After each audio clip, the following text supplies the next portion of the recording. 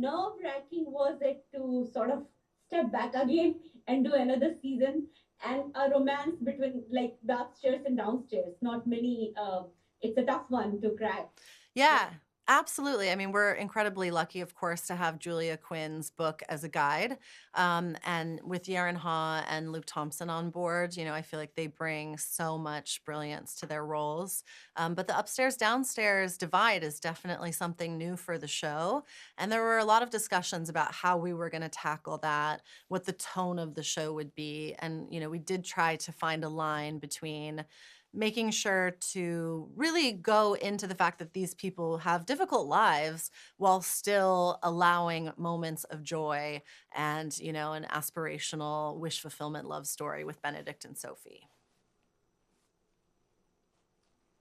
Every season has like very interesting lines when the declaration of love, Bridgerton style, is a genre in itself. So how is it to sort of what goes behind setting up those scenes? I think, first of all, with the love confessions, it does get harder season after season to, recreate the magic of some of these love confessions. But I think what we try to do is keep it really grounded in who these characters are and, in what way specifically should they be seen by the person who loves them.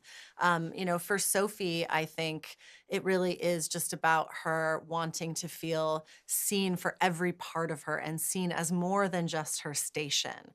And also for her to feel very deep love from Benedict in a way in which he's willing to be really committed.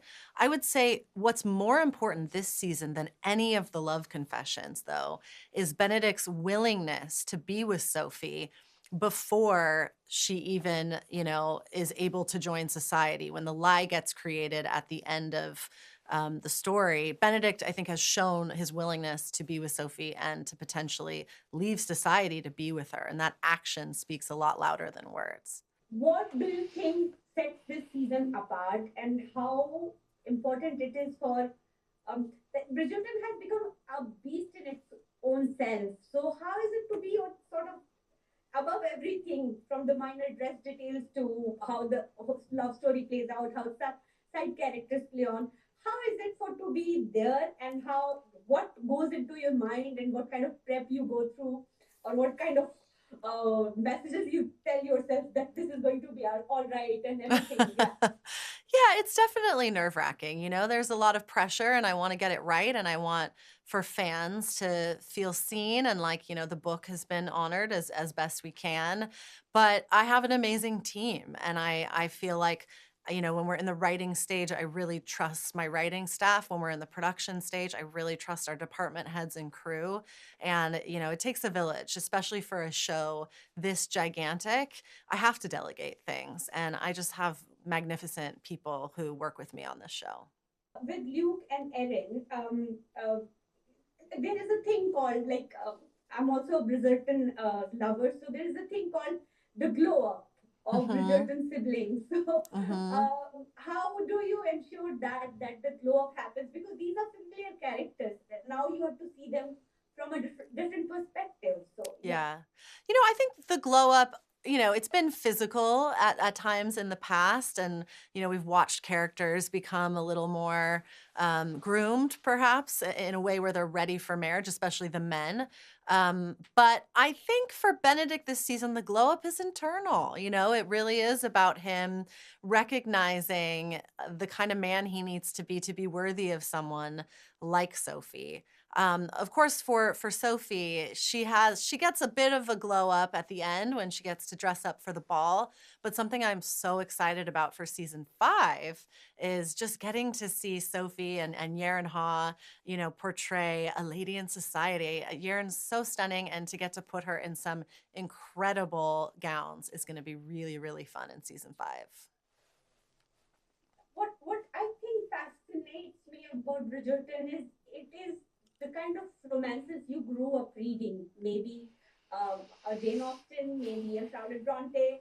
All those elements are there, and yet it is very modern, Yeah. very progressive in tone and nature.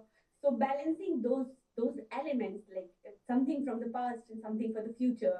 How do you do that, season after season? Yeah, I mean, I can't take credit for the tone of the show overall. I think obviously in seasons 1 and 2, Chris Van Dusen, Shonda, Betsy, they created something magical and something that felt fresh and new while feeling familiar all at the same time. I think for me, stepping in at season 3, it's just been every season about focusing on the characters and what story comes naturally from them.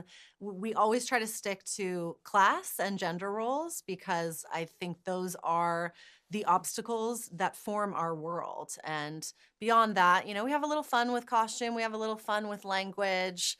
And, for the people living in that time period, it didn't feel like they were in olden times. It felt like they were super modern.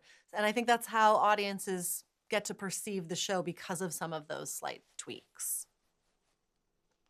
And Lady Whistledown has lost her mystery touch, I would say.